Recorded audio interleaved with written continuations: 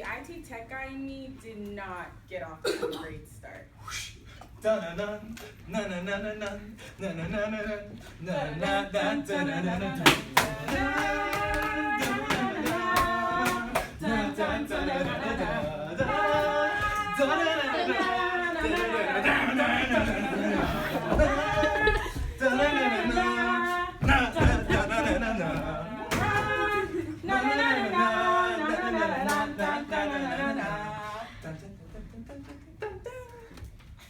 Oh, Big Brother, Where Art Thou by Lori Lucas McClure. TED Talk with Edward Snowden. Rolling Stone's interview with Bill Gates.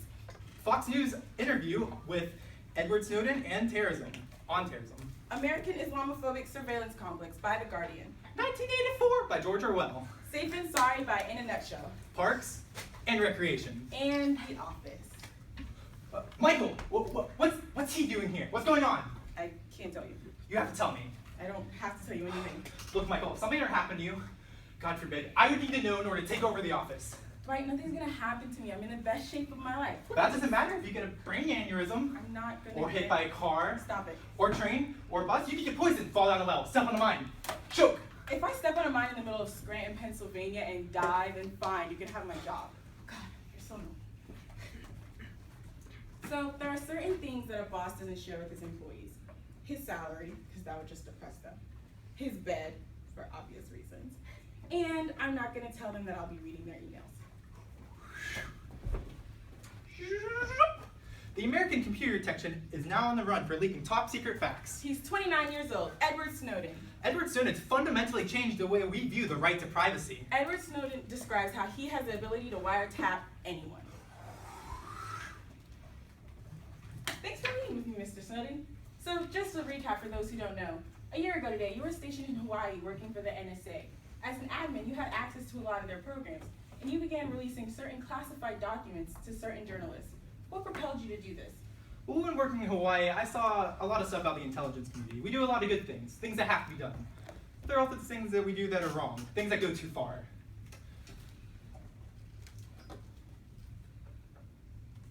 There's decisions being made in private without public's awareness or the public's consent.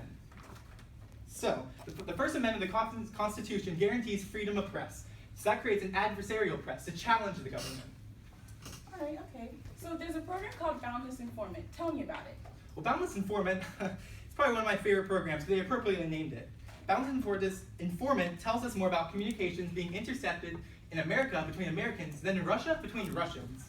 I mean, you might ask, why does this matter now? Well, if you go on Amazon.com and look up 1984, the NSA can see that. Not only the NSA can see that, but also the Russian service, the German service, and even the French service can see records of this. Wow. Mr. Gates, thanks to Edward Snowden, who has leaked tens of thousands of NSA documents, we now know we're all under surveillance. Do you consider him a hero or a traitor? Well, I think he broke the law, so I certainly wouldn't consider him a hero. If he had done something more along the lines of practicing civil disobedience, then that would more fit like, oh, I'm really trying to change things. But you really won't find much admiration from me. Even so, don't you think it's better that we know we're under surveillance now?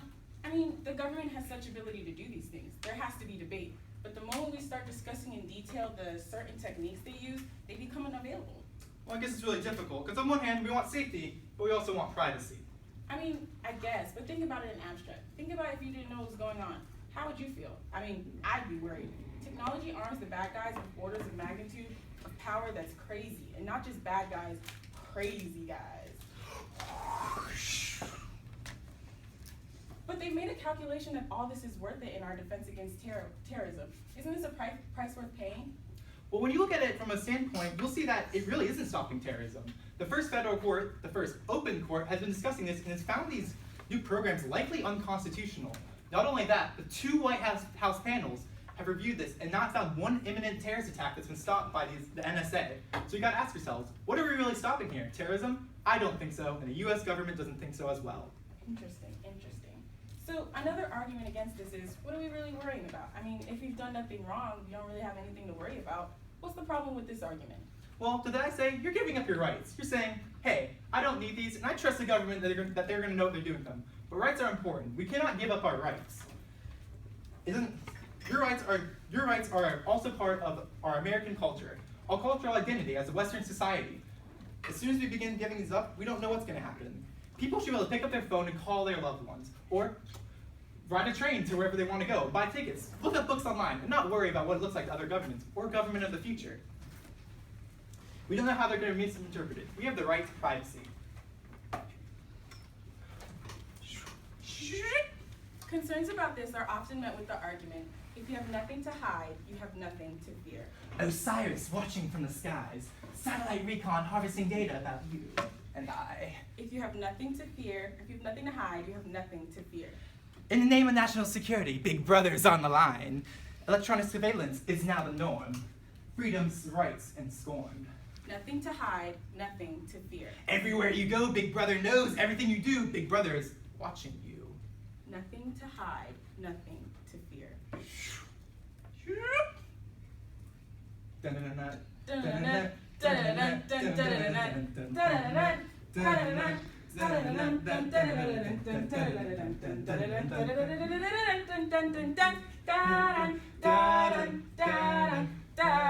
Wait a minute. The Pawnee Sun has been one step ahead of me for months. They knew that Princeton had withdrew its sponsorship even before I made the announcement. They asked me about that sewage eruption in Ramstead Park right after Ron emailed me about it. Kim even asked me if I liked the first season of Orange is the New Black moments after Netflix did. The Pawnee Sun hacked my email. I've been hacked. There is nothing more disgusting than the invasion of privacy. I would know. I've had several women steal my undershirt.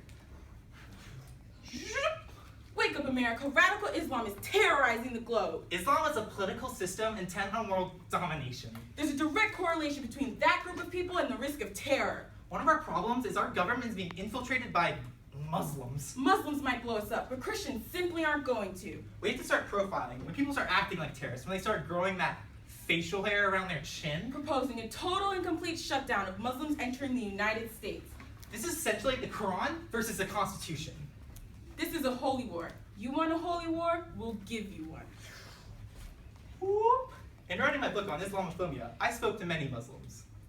There were the Muslim students at the City University of New York who found out that fellow students they had befriended had been informants all along, working for the NYPD Intelligence Division and tasked with surveilling them. There were young Somali Americans in Minnesota who described how their friends were questioned by FBI agents simply because of their ethnic background. And then there was Luqman Abdullahi, a 29-year-old African-American imam whose mosque was infiltrated in 2009 by the FBI, leading to a raid in which he was shot and killed. There was no evidence of any terror plot. The sole context was that he had strong critical views of the American government. In targeted communities, a culture of enforced self-censorship takes hold and relationships of trust start to break down. Look at your closest friends. Asks, are they informants?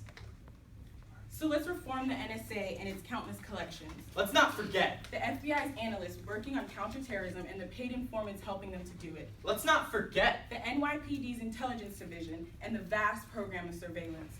Let's not forget. The especially subtle terror of being Muslim in America, where sure, your phone calls might not be stored for much longer, but there are a multitude of other ways where you're always being watched. Whoop.